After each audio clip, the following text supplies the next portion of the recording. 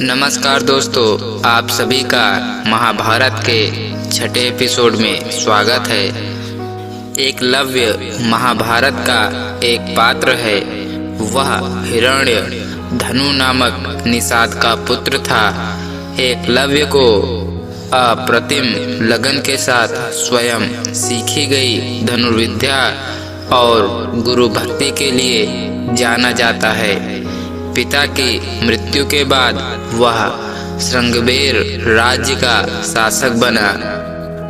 अमात्य परिषद की मंत्रणा से उसने न केवल अपने राज्य का संचालन करता है, बल्कि निषाद भीलों की एक सशक्त सेना और नौसेना गठित कर अपने राज्य की सीमाओं का विस्तार किया।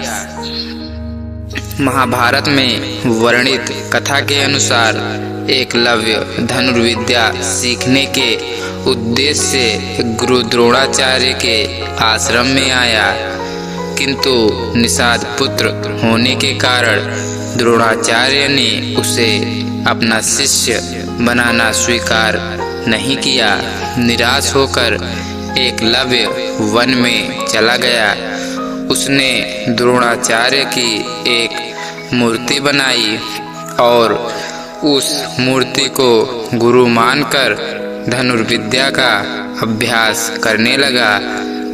एकाग्रचित्त से साधना करते हुए अल्पकाल में ही वह धनुर्विद्या में अत्यंत निपुण हो गया।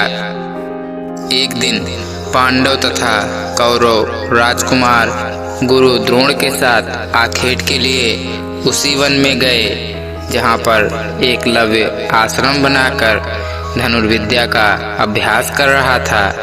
राजकुमारों का कुत्ता भटक कर एकलव्य के आश्रम में जा पहुँचा। एकलव्य को देखकर वह भौंकने लगा। कुत्ते के भौंकने से एकलव्य की साधना में बाधा पड़ रही थी, अतः उसने अपने बाणों से कुत्ते का मुंह बंद कर दिया।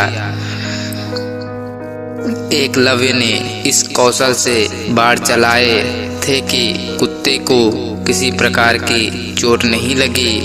कुत्ते के लौटने पर कौरव, पांडव तथा स्वयं द्रोणाचार्य यह धनु कौशल देखकर दंग रह गए और बाण चलाने वाले की खोज करते हुए एकलव्य के पास पहुँचे।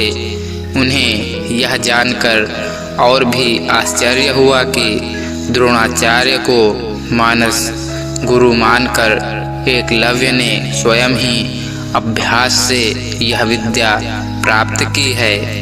कथा के अनुसार एकलव्य ने गुरु दक्षिणा के रूप में अपना अंगूठा काटकर द्रोणाचार्य को दे दिया था।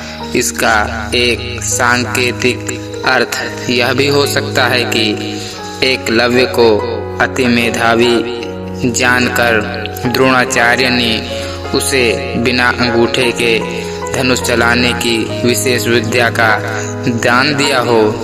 कहते हैं कि अंगूठा कट जाने के बाद एकलव्य ने तर्जनी और मध्यमा उंगली का प्रयोग कर तीर चलाने लगा। यही से तीरंदाजी करने के आधुनिक तरीके का जन्म हुआ।